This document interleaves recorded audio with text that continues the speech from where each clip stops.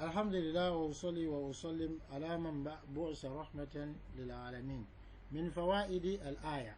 Parmi les joyaux de ce verset, في قوله تعالى يا أيها الذين آمنوا كتب عليكم الصيام إشارة إلى أن الإيمان يقتضي من المؤمنين الصيام فقد افتتحت الآية بالنداء باسم الإيمان. Il y a parmi les joyaux du verset une indication de ce que la foi exige des croyants qu'ils jeûnent. Parce que le verset a débuté avec un appel à la foi, avec le nom de la foi. Elle a dit vous qui avez cru. Donc si on est vraiment croyant et que on remplit les conditions du jeûne, c'est-à-dire que on est musulman, pubère, doté de raison, capable de jeûner, il n'y a pas de maladie, ni menstrues, ni aussi, sédentaire, n'est pas en voyage, alors on doit jeûner. C'est ce que le verset exige. Et ça, ce joyau est cité par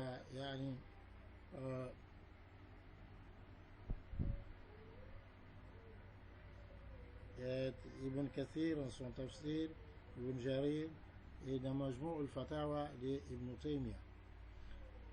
Deuxième joyau, في فرض الصيام على المؤمنين حكم إلهية. فمن حكمة الله سبحانه وتعالى أن نوع العبادات فمنها ما هو مالي محض كالزكاة ومنهم ما هو بدني محض كالصلاة ومنهم ما هو مركب منهما بدني ومالي كالحج ومنهم ما هو من قبيل الترك كالصيام ففيه ترك الأكل والشرب وغيرهما وذلك ليتم اختيار المكلف لأن من الناس من يهون عليه العمل البدني دون المال ومنهم من يكون بعكس ذلك وهكذا.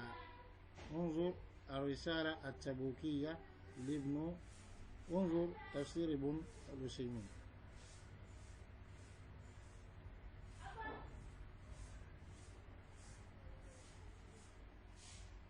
Alors le premier joyau qui est cité, c'est plutôt de voir dans Ar-Risala Taboukiya d'Ibn Qayyim rahimahullah.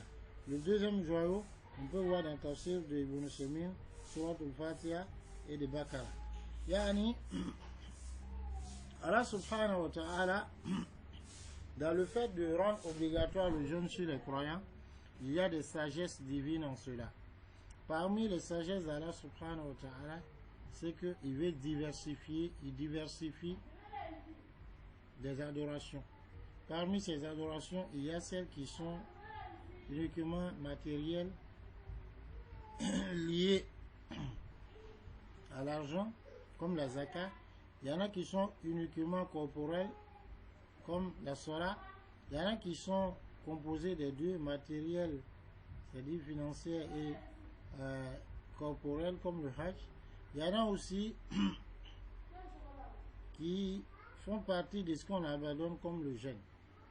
Parce que dans le jeûne, il y a l'abandon de manger, de boire et d'autres choses que ces deux.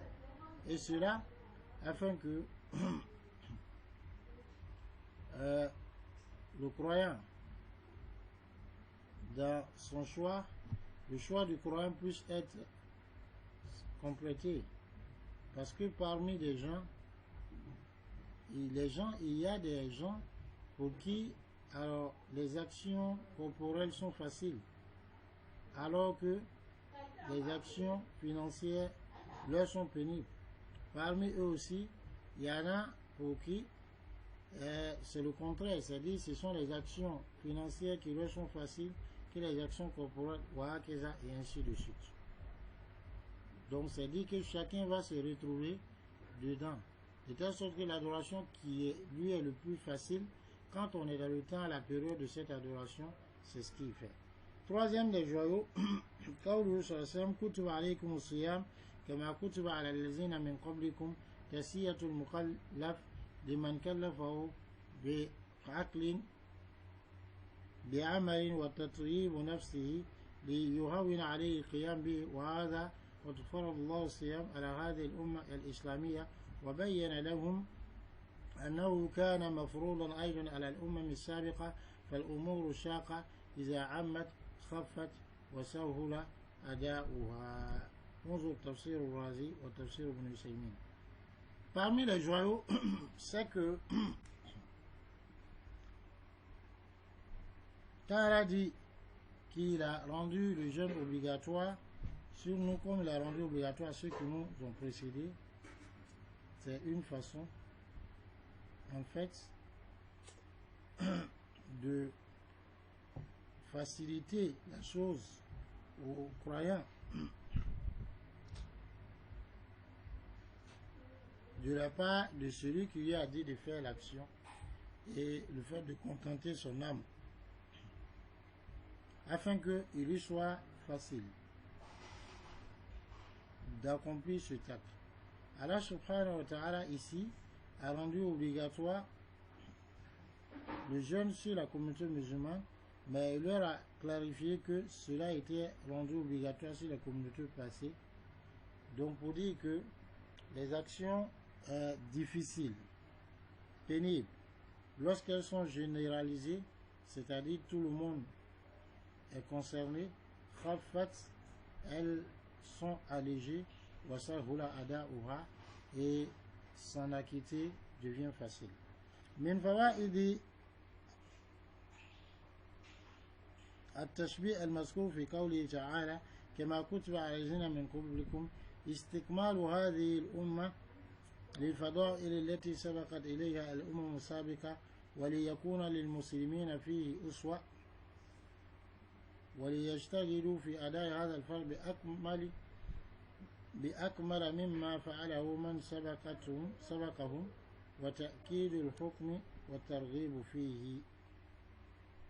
انظر تفسير ابن كثير وتفسير أبي السعود وتفسير ابن عثيمين.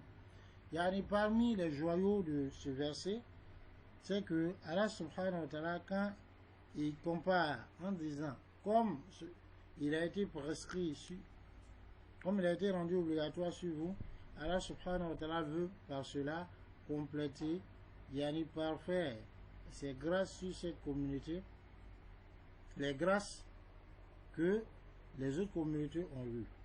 Ensuite, et que les musulmans aient en cela un exemple et qu'ils fassent l'effort de bien accomplir cette obligation de la façon la plus parfaite, plus que ceux-mêmes qui les ont précédés.